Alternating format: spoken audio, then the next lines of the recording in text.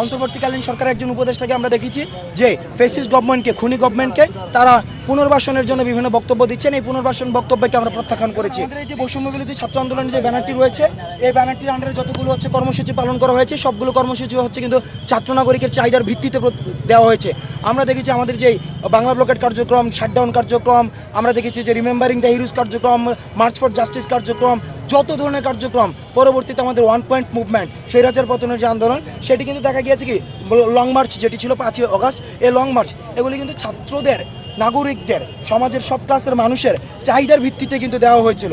অর্থাৎ সেই জায়গায় আমরা সমন্বয়ক যারা রয়েছি, আমরা সমন্বয়করা শুধুমাত্র সমন্বয় করেছি। আরেকটি জিনিস যদি আপনারা দেখেন, সেখানে আমাদেরকে যখন উঠিয়ে নিয়ে যায় তখন কিন্তু যাত্রাবাড়িতে, উত্তরাতে, বাংলাদেশের বিভিন্ন জায়গায় কিন্তু সমন্বয়ক ছাড়াও কিন্তু আন্দোলন হয়েছে। অর্থাৎ এই আন্দোলনের একটি গুরুত্বপূর্ণ বিষয় হচ্ছে সমন্বয়ক থাকছে কি থাকছে না সেটা মুখ্য না, মুখ্য হচ্ছে যদি নির্যাতন হয় সেখানে নির্যাতনের বিরুদ্ধে ছাত্র নাগরিক দাঁড়িয়ে যায়। এই ছাত্র নাগরিক যদি চায় যে আমাদের মধ্য থেকে রাজনৈতিক পলিটিক্যাল অ্যাপ্রোচের মধ্য দিয়ে রাষ্ট্র পুনর্গঠন সম্ভব, পলিটিক্যাল অ্যাপ্রোচের মধ্য দিয়ে রাষ্ট্র সংস্কার করতে হবে, তাদের যদি দাবি থাকে, সেক্ষেত্রে সেটি নিয়ে আমরা পরবর্তীতে ছাত্র নাগরিকের মতামতের ভিত্তিতে আমরা ইতিবাচক সিদ্ধান্ত নেব।